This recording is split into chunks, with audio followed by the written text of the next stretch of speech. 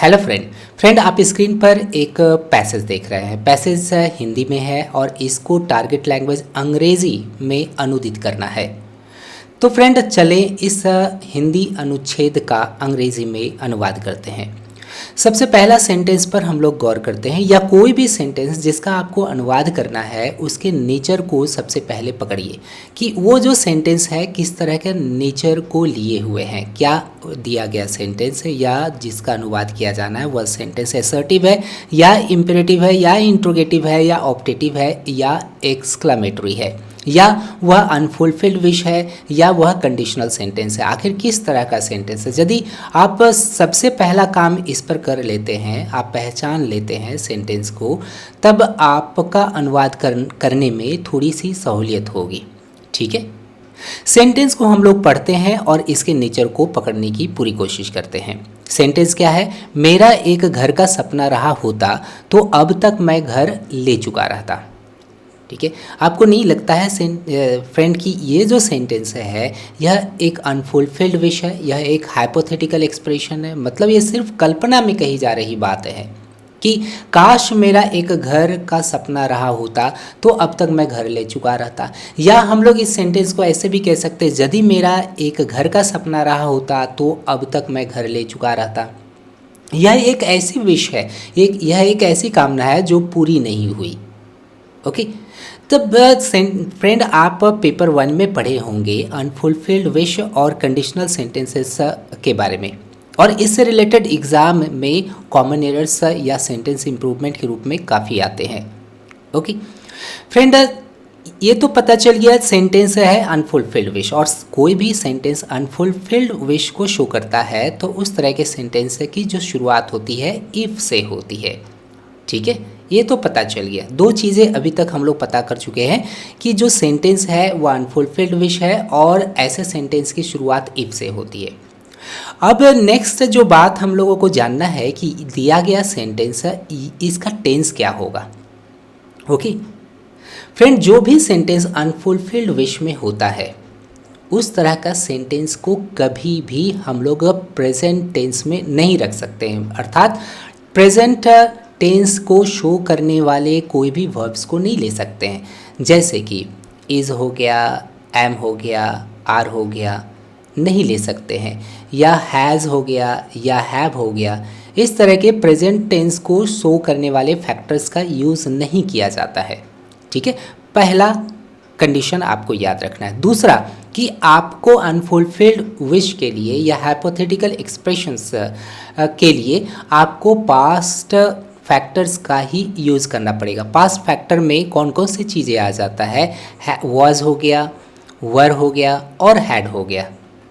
ठीक है, इसमें से भी आपको याद रखना है कि अनफुलफिल्ड विश में वॉज का प्रयोग होता ही नहीं है। काश मैं चिड़िया होता, I wish I war a bird. काश मैं राजा होता, I wish I war a king. इस तरह से आपका चलता। I wish I was a king यदि कह देते हैं, I wish I was the prime minister of India कह देते हैं, तब सेंटेंस रॉन्ग हो जाता है। ठीक है, तो फ्रेंड इतने सारी चीज़ों को जानने के बाद अब हम लोग बात करेंगे कि ऑब्वियसली ये वर होगा नहीं तो हैड होगा। अब यहाँ पर इन दोनों ऑप्शंस में किसी एक को चुनना है। ये कैसे चुनेंगे? यह डिपेंड करता है दिए गए सेंटेंस के भाव पर। यह भाव कैसा आ रहा है? यहाँ पर भाव आ रहा है कि पास्ट की यहाँ पर बात किया जा रहा है। पास्ट में यह विश को प्रत्यारोपित किया जा रहा है कि पास्ट में यदि मेरा एक सपना रहा होता, अभी की बात नहीं कह रहा है। पास्ट में यदि मेरा सपना रहता कि मेरा एक घर हो, तब अब तक मैं घर ले चुका रहता। भाव तो यही निकल रहा है। ओके, लेकिन अब मैं सपना देखूं एक घर का, तब अब मैं नहीं ले सकता हूं। उस समय यदि मैं सपना देखा रहता तब ले चुका रहता। जहां भी किसी भी अनफुलफिल्ड विशेस में ऐसा भाव निकलता है, तब वहाँ पर हम लोग पास्ट परफेक्ट का यूज़ करते हैं, वर का यूज़ नहीं करते हैं। क्लियर हुआ? और नेक्स्ट जो बात आपको याद रखना है कि यदि क्लियर हो गया कि परफेक्ट टेंस का यूज़ करना है, तब इफ़ का जो क्लॉज है वो परफेक्ट टेंस में जाएगा और उसके बाद का जो क्लॉज आएगा वो भी परफेक्ट टेंस में ही जाएगा। इसके बाद नेक्स्ट बात आपको याद रखना है कि इफ़ के क्लॉज में कोई भी फ्यूचर इंडिकेटर का आप यूज़ नहीं कर सकते। फ्यूचर इंडिकेटर कौन कौन से हो सकते हैं? शैल हो सकता है, ठीक है, विल हो सकता है, वुड हो सकता है। ये सब सारे आपके कहलाते फ्यूचर इंडिकेटर्स नहीं यूज़ हो सकता। जबकि हम लोग हिंदी में कह देते यदि तुम आओगे तो मैं जाऊँगा, if you will come I will go. ऐसा सेंटेंस ग्रामेटिकली इनकरेक्ट है। अब फ्रेंड हम लोग ट्रांसलेशन करते हैं इतने सारे बातों को ध्यान में रख करके। तो आपको इस बात का एहसास हो गया होगा कि कितना ज़रूरी होता है पेपर 1 में कंसेप्ट को क्लियर करना, ठीक है। तो फ्रेंड क्या हो गया, हमको पास्ट परफेक्ट देना है। मेरा एक घर का सपना रहा होता, इफ़ आई, मैं आपको कुछ ऑप्शन दूंगा, ठीक है। If I had a dream of a house, एक मैंने ऑप्शन आपको ये वाला दिया। दूसरा ऑप्शन मैं दे रहा हूँ, if I had a dream of a house, ठीक है। इसमें आपको फाइंड आउट करना है कि कौन सा सेंटेंस आपका पास्ट परफेक्ट टेंस में है। क्या आपका first sentence past perfect tense में है? पास्ट परफेक्ट टेंस का फॉर्मूला क्या है? आपको हैड लगाना पड़ेगा, इसके बाद वर्ब का थर्ड फॉर्म लगाना पड़ेगा। तब इस पार्ट में आप देखते हैं, इस ऑप्शन में हम लोग देखते हैं कि हैड तो लगाया गया है, लेकिन हैड के बाद V3 फॉर्म यहाँ पर नहीं दिख रहा है। इसलिए हम लोग इस सेंटेंस को इम्पोर्टेंस नहीं देंगे, यह गलत हो जाएगा, ठीक है। इस सेंटेंस को हम लोग लेते हैं, if I had a dream of a house. यहाँ पर यह सेंटेंस पास्ट परफेक्ट टेंस में है, हैड यहाँ पर ऑक्सिलरी वर्ब के रूप में, और ये जो हैड है यह मेन वर्ब के रूप में हैड आया है। मैंने बताया था आपको इसके पहले वाले सेशन में कि हैव का कई सारे मतलब होता है। हैव का मतलब होता है रखना, हैव का मतलब होता है मालिक होना, हैव का मतलब होता है अनुभव करना, ठीक है। हैव का मतलब एक्सपीरियंस करना होता है, और ड्रीम को एक्सपीरियंस किया जाता है, देखा नहीं जाता है। देखने का काम जो आँख करती है और नेचुरल जो एक्शन है वो सी है। ड्रीम को क्या आँखों से हम लोग देखते हैं? कभी भी नहीं। तब इसको हम लोग क्या करते हैं? एक्सपीरियंस करते हैं, और एक्सपीरियंस के लिए हम लोग हैव का प्रयोग करते हैं, ठीक है। अब यहाँ पर चूंकि पास्ट परफेक्ट हमको देना है तो हैड हमने लगाया, और इसके बाद फिर हम लोग एक्सपीरियंस के जगह पर हम लोगों ने यहाँ पर हैड का प्रयोग किया। हैव का V3 फॉर्म क्या हो गया? हैड हो गया। और इस तरह से यहाँ पर हम लोग डबल हैड का प्रयोग देख रहे हैं, ठीक है। इस तरह से आपका यह सेंटेंस क्या हो गया?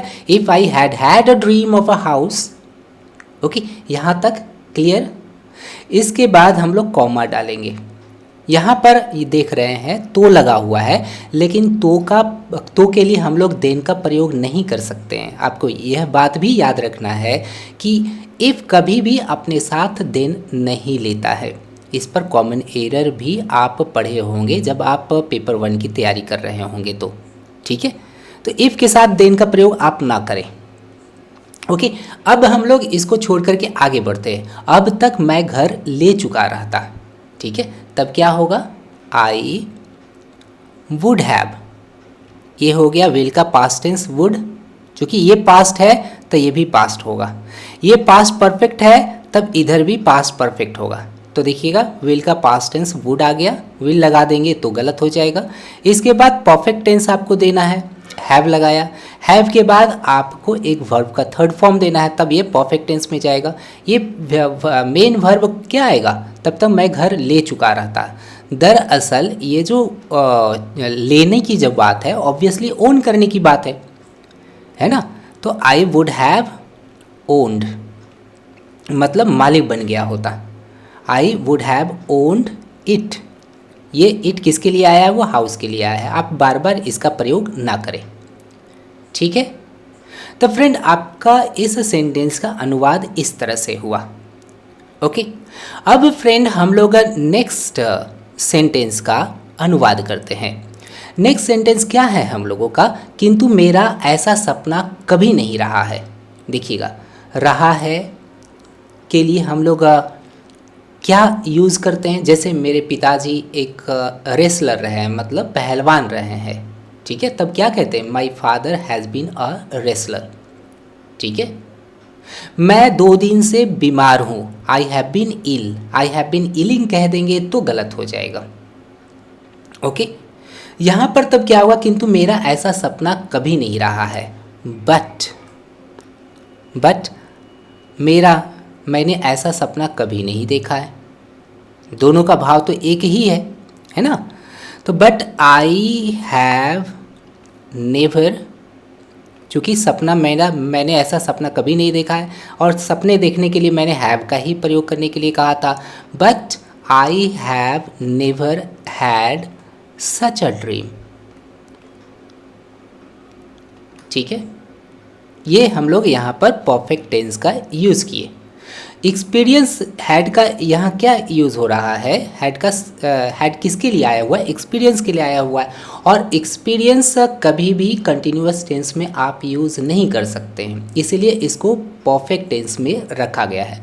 तब आपका सेंटेंस इस तरह से हुआ, but I have never had such a dream, ऐसा सपना मेरा कभी भी नहीं रहा है। इसके बाद थर्ड सेंटेंस आपका क्या है, ऐसा इसलिए क्योंकि मेरा पहले से ही 2 जगह घर है।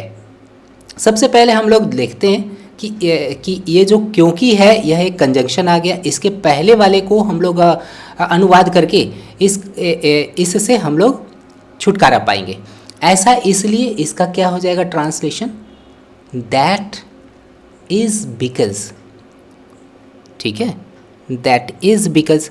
आप दैट के जगह पर दिस भी लगा सकते हैं, दिस के जगह पर आप इट भी लगा सकते हैं। इट इज़ बिकॉज, नहीं तो दैट इज़ बिकॉज, नहीं तो दिस इज़ बिकॉज।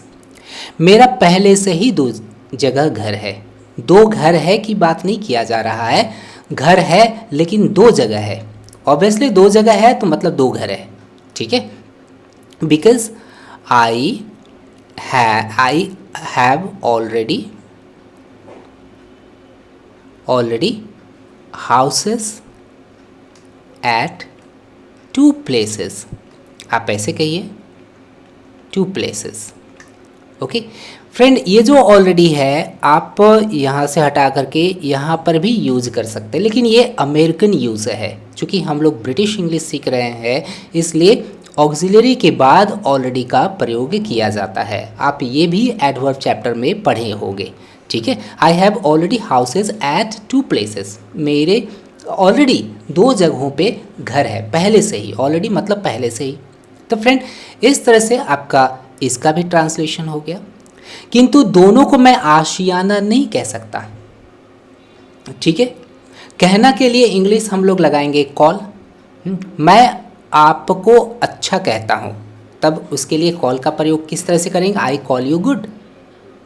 ओके, मैं आपको राजू कहता हूँ, I call you Raju.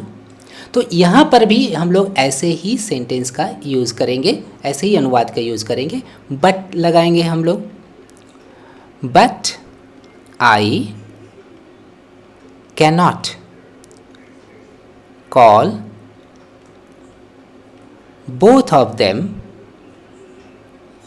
Holmes. अब यहाँ पर आप लोग एक बात को नोटिस कर रहे होंगे, यहाँ हाउसेस लगाया गया है, यहाँ पर होम्स का प्रयोग किया गया है। और हिंदी में भी देखिएगा आशियाना है और एक जगह मकान है या घर है।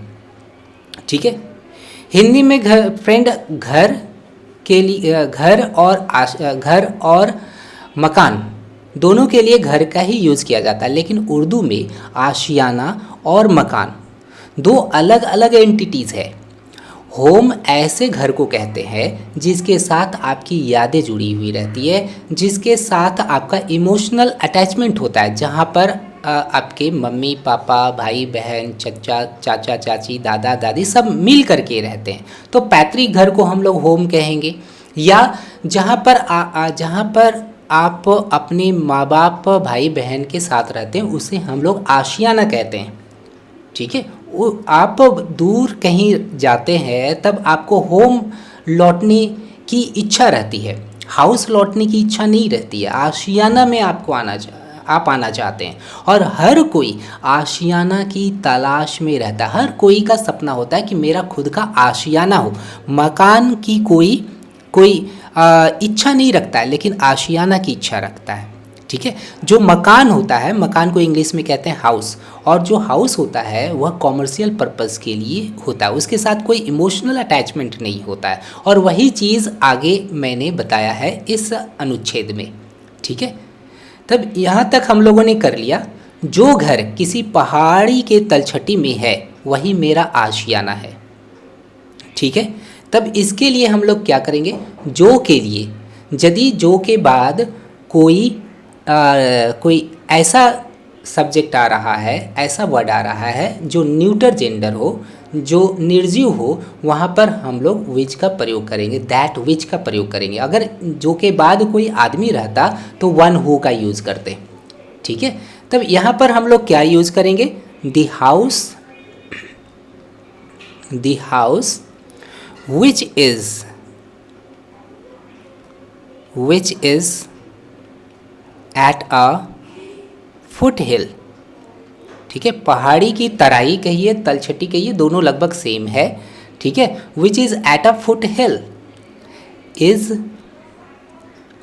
is my home। इस तरह से हो गया।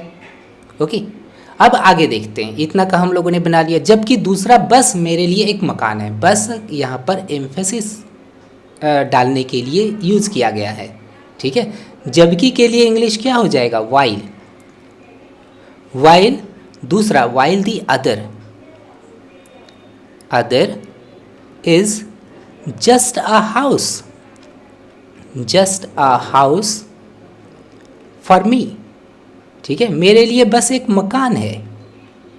ओके, जिसे मैंने वाणिज्यिक उद्देश्य से बनाया है, नहीं बनवाया है। ध्यान दीजिएगा, यदि बनाया रहता तब आप खुद बनाते, लेकिन यहाँ पर बनवाया गया है। ठीक है, तब यहाँ क्या हो जाएगा, which is just a house for me which I have got built for commercial purpose। ठीक है, प्लीज़ फ्रेंड यहाँ पर आप फिर कॉमर्शियल पर्पस, फिर पर्पस लगा दीजिए। ओके, इसको आप थोड़ा फेयर कर लीजिएगा, उसके बाद फिर आप ऑब्वियसली हर चीज़ को समझ पाएंगे।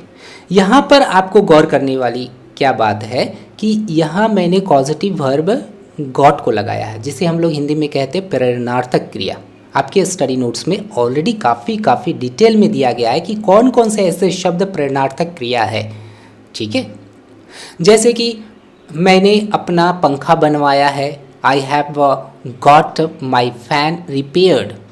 नहीं तो हम लोग ये जो है कॉजेटिव वर्ब है, इसके जगह पर हैव का भी प्रयोग कर सकते थे, और हैव का बेहतरी फॉर्म क्या हो गया, हैड।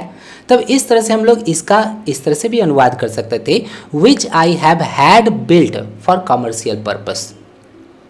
ठीक है, तब आशा करते हैं आपको इतना दूर तक ट्रांसलेशन अच्छी तरह से समझ में आ गया होगा।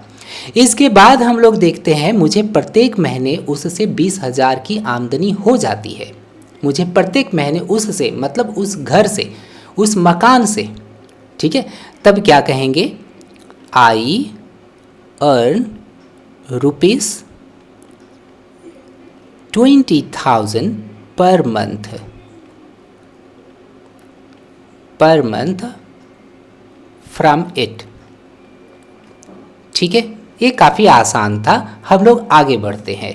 मेरा गुजारा चल जाता है, ये गुजरा नहीं, गुजारा चल जाता है। ठीक है, गुजारा चल जाता है मतलब कि मेरी इससे रोजी रोटी चल जाती है। इसके लिए हम लोगों को एक इडियमेटिक एक्सप्रेशन का प्रयोग करना पड़ेगा, और वो इडियम क्या है, देखिए, we just make both ends meet. Okay, we just make both ends meet, मेरा गुजारा चल जाता है। ये जस्ट का मैंने प्रयोग किया थोड़ा एम्फेसिस डालने के लिए, ठीक है, ताकि काफ़ी अच्छी तरह से भाव निकल सके। We just make both ends meet, इसका मतलब ही होता है कि मुश्किल से गुजारा करना, ठीक है, लेकिन गुजारा कर लेने का यहाँ पर पूरी तरह से भाव आ रहा है। इसके बाद फ्रेंड हम लोग नेक्स्ट को देखते हैं। हालांकि यह बहुत बड़ी राशि नहीं है किंतु सभी खुश है। हालांकि के लिए यहाँ कौन सा वर्ड यूज़ करेंगे? हाइवर का नहीं, हम लोग दो या ऑल्दो का यूज़ करेंगे। आपके कंजंक्शन के चैप्टर में काफ़ी डिटेल में इस तरह के वर्ड्स का प्रयोग किया गया है सेंटेंसेस के साथ, और अनुवाद अनुच्छेद भी है उसमें, ठीक है। दो या ऑल्दो का आप यूज़ करिए, जिसका मतलब यहाँ हालांकि हो जाएगा, क्योंकि इसके बाद क्या है, हालांकि किंतु की जब भी बात होती है, हालांकि के बाद यदि किंतु आता है फिर भी आता है, तब समझिए कि दो या ऑल्दो ही आप वहाँ पर लगाएंगे। ओके, दो यह बहुत बड़ी राशि नहीं है, दो it is not a big amount. Okay, आप फिर यहाँ पर येट का आप यूज़ करिए। हालांकि आप इसका यूज़ नहीं भी कर सकते हैं, येट का यूज़ करते हैं तो थोड़ा ज़्यादा एम्फेटिक ये होता है, थोड़ा जोर पड़ता है, ठीक है, आप नहीं भी लगा सकते हैं। कैसा हो गया यहाँ सेंटेंस? दो it is not a big amount yet सभी खुश है, एवरीबडी इज़ हैप्पी, ठीक है, बहुत सिंपल सा है, एवरीबडी इज़ हैप्पी। अब है नेक्स्ट देखिएगा, जहाँ मेरा आशियाना है वहाँ से कुछ ही दूरी पर कुछ एकड़ ज़मीन है, जहाँ साल भर के लिए खाने भर हो जाता है।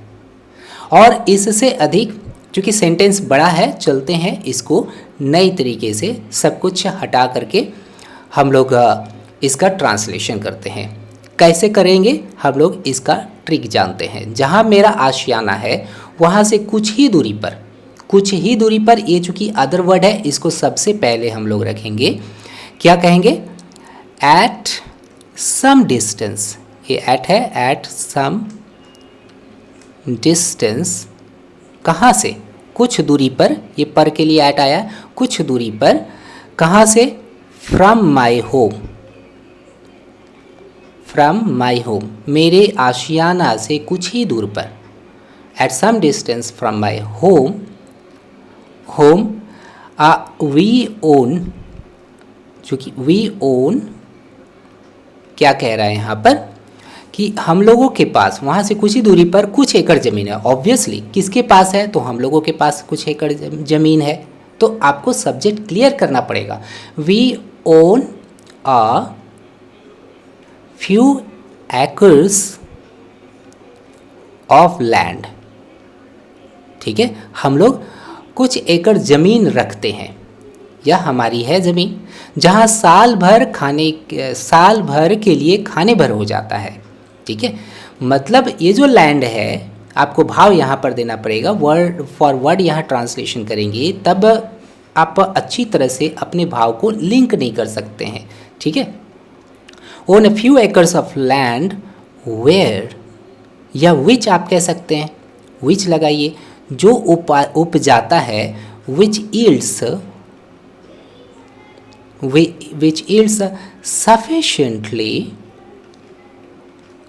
sufficiently for a year, for us, जो हम लोगों के लिए उपजाता है, पैदा करता है, sufficiently, है ना, खाने भर मतलब sufficiently। ओके, तो इस तरह से हमने भाव दे करके इसका ट्रांसलेशन किया, ठीक है। और इससे अधिक क्या चाहिए, ठीक है। अब यहाँ पर आपको अलग सा एक सेंटेंस में लेकर के चलना है, आपको भाव देना, और इससे अधिक क्या चाहिए? It is obviously quite enough, यही एक्सप्रेशन का हम लोग यूज़ करेंगे, इट इज़ क्वाइट इनफ, ठीक है। वर्ड फॉर वर्ड आप ट्रांसलेशन ऐसा कर देते हैं, और इससे अधिक क्या चाहिए, व्हाट एल्स अगर लगा देते हैं, व्हाट मोर लगा देते हैं, तो ऐसी स्थिति में आपको पूरा सेंस देने में प्रॉब्लम होगा, ठीक है, इट इज़ क्वाइट इनफ, यहाँ पर भावानुवाद किया गया। ठीक है, तो फ्रेंड आप गौर करते चले जाइएगा कि किस तरह से भावानुवाद किया जा रहा है। ओके, शब्दानुवाद काफ़ी आपको खतरे में डाल सकता है। ओके, इसके बाद फ्रेंड हमको लोगों को देखना है, मैं बस जानता हूँ कि जो जितने पैसे के पीछे भागता है वह उतना ही अशांत, अधीर और परेशान रहता है। देखिएगा, उतना जितना जितना उतना रहता है, तो वहाँ पर हम लोग क्या लगाते हैं, दी प्लस कॉम्पैरेटिव डिग्री और दी प्लस कॉम्पैरेटिव डिग्री, है ना। जैसे कि जितना आप ऊपर जाएंगे उतना आपको ठंडक महसूस होगा। तब कहते हैं क्या है, उसका ट्रांसलेशन कैसे करते हैं, the higher you go the cooler you will feel. जितना आपको मिलता है उतना ही आप और चाहते हैं, तो the more you get the more you want, है ना। यहाँ पर भी वही स्ट्रक्चर को फॉलो करना है। तब क्या हो गया कि मैं बस जानता हूँ, सबसे पहले क्या है कि इस पार्ट का हम लोगों को ट्रांसलेशन करना है, क्योंकि की आ रहा है, एक कंजंक्शन आ रहा है, तो इसको सबसे पहले हम लोगों को ख़त्म करना है। बस जानता हूँ, मैं बस जानता हूँ, है ना। तब हम लोग ये जो बस लगाया गया है, फिर से यहाँ पर इस भाव को एम्फेटिक बना रहा है, जोरदार बना रहा है। तब आपको कहना आई डू बिलीव, ठीक है। नहीं तो आई डू नो आप यूज़ कर सकते हैं, I do know, I do believe that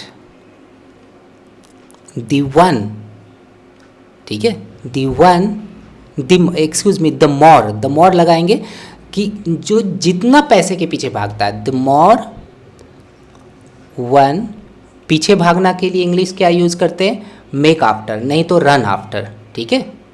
the more one makes after या runs आफ्टर मनी, इतना हो गया।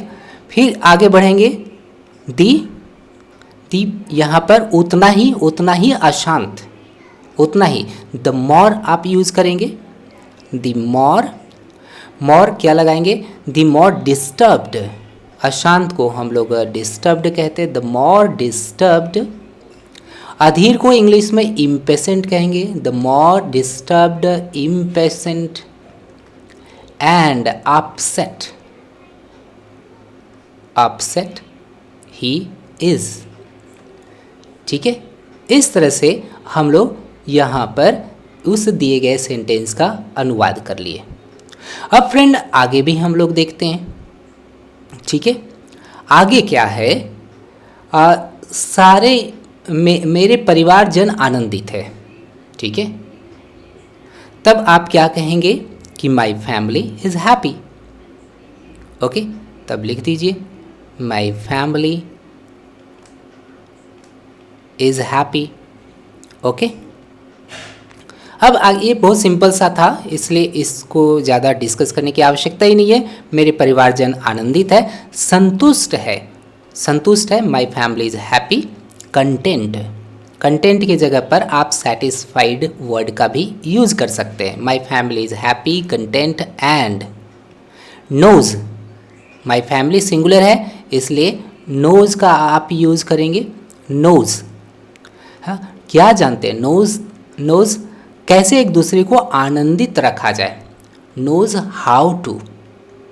आप देखिएगा फ्रेंड, की और कैसे हिंदी में तो लग गया, लेकिन अंग्रेजी में की और कैसे एक साथ नहीं आ सकता है। आप नरेशन चैप्टर में पढ़े होंगे, मतलब WH क्वेश्चन वर्ड और दैट का प्रयोग नहीं कर सकते हैं साथ में।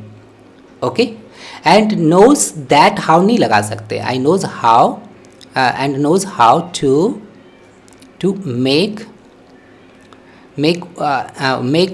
One another happy. ठीक है, काफ़ी सिंपल। आगे देखते हैं, मैं अपने अगल बगल लोगों को अशांत, असंतुष्ट, अधीर देखकर मुझे उनकी दशा पर तरस आ जाता है। क्या आप लगाएंगे, मुझे तरस आ जाता है। सबसे पहले तो उसे लगाएंगे, है ना। क्या देख कर के तरस आ जाता है वो हमारा बाद में आएगा। पहले सब्जेक्ट को लगाएंगे, फिर वर्ब को लगाएंगे, इसके बाद फिर क्या का हम लोगों को जवाब लेना है। तब ऑब्वियसली मुझे तरस आ जाता है, तो मुझे तरस आ जाता है का ट्रांसलेशन क्या हो जाएगा? आई फील सॉरी। ओके, मुझे तरस आ जाता है, किस चीज़ पर तरस आ जाता है, ऐसा आपको प्रश्न करना है। तो I feel sorry for the plight, उसकी दशा, उनकी दशा, दशा के लिए हम लोग प्लाइट शब्द का यूज़ करेंगे। For the plight of people, नहीं तो आप प्लाइट की जगह पर for the bad condition of people ऐसे आप लगा सकते हैं। I feel sorry for the plight of people, कैसे लोग, किस तरह के लोग, इसको क्वालिफाई करने के लिए आपको यहाँ क्या करना पड़ेगा? जो हमारे चारों तरफ है, ठीक है। For the plight of people around us, और कब हमें सॉरी फील होता है? जब मैं उन्हें, देखिएगा, जब मैं अपने अगल बगल लोगों को अशांत, असंतुष्ट, अधीर देखता हूँ, तब मुझे उनकी दशा पर तरस आ जाता है। तब इस तरह से आप भाव दे करके सेंटेंस का ट्रांसलेशन करेंगे। व्हेन आई नोटिस देम,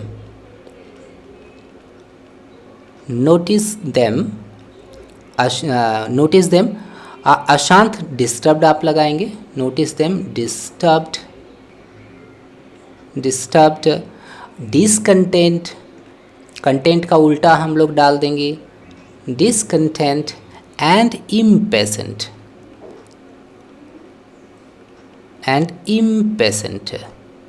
ठीक है।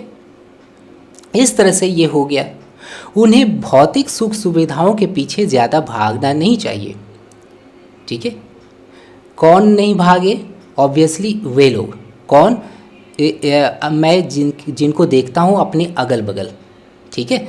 तब ऑब्वियसली वे के लिए हम लोग दे का प्रयोग करेंगे, दे, और चूँकि भागना नहीं चाहिए उसके लिए हम लोग शुड का प्रयोग करेंगे। दे शुड नॉट, है ना, they should not run after या make after, they should not make after material comforts, material लगाइएगा, या वर्ल्डली भी आप लगा सकते हैं, कंफर्ट्स टू एन अननेसेसरी या टू एन ऑब्नॉक्सस। थोड़ा सा क्या है ना कि उन्हें बहुत ज़्यादा भागना नहीं चाहिए, पीछे ज़्यादा भागना नहीं, कुछ भाग सकते हैं लेकिन आवश्यकता से ज़्यादा भागना नहीं चाहिए। Excess of everything is bad, okay. अति सर्वत्र वर्जयेत कहते हैं ना, तब कहेंगे यहाँ पर इस भाव को देने के लिए हम लोग यूज़ करेंगे टू एन ऑब्नॉक्सस एक्सटेंट। हम लोग थोड़ा सा यहाँ पर इसको पूरा करते हैं, टू एन ऑब्नॉक्सस। ऑब्नॉक्सस मतलब ऑब्जेक्शनेबल एक्सटेंट तक, जिससे खुद का नुकसान होना शुरू हो जाए, ठीक है। तो कम्फर्ट्स टू एन ऑब्नॉक्सस एक्सटेंट, इस तरह से हम लोग पूरे के पूरे दिए गए अनुच्छेद का अनुवाद किए। आशा करते हैं आपको बहुत ही अच्छी तरह से समझ में आया होगा कि कैसे आपको दिए गए अनुच्छेद का अनुवाद करना है और इसके लिए आपको कौन कौन सी बातों का ध्यान रखना है। ओके, मिलते हैं फ्रेंड हम लोग अगले वीडियो सेशन में, जहां पर हम लोग कुछ इसी तरह से अन्य काफ़ी इम्पॉर्टेंट और काफ़ी रेलेवेंट पैसेज को लेंगे और उसका हम लोग ट्रांसलेशन करेंगे। इसके बाद फ्रेंड हम लोग निबंध सेक्शन को भी लेंगे। हम लोग जानेंगे, कोई भी एक निबंध का शीर्षक लेंगे और उस निबंध के शीर्षक पर हम लोग कैसे ज़्यादा प्रभावकारी निबंध लिख सकते हैं, उस पर हम लोग काफ़ी विस्तार से चर्चा करेंगे। ठीक है फ्रेंड, यदि आप हमसे नहीं जुड़े हैं तो ज़रूर आप हमसे जुड़े। लिंक्स डिस्क्रिप्शन बॉक्स में ऑलरेडी दे दिए गए हैं। Wish you all the best. Thank you very much.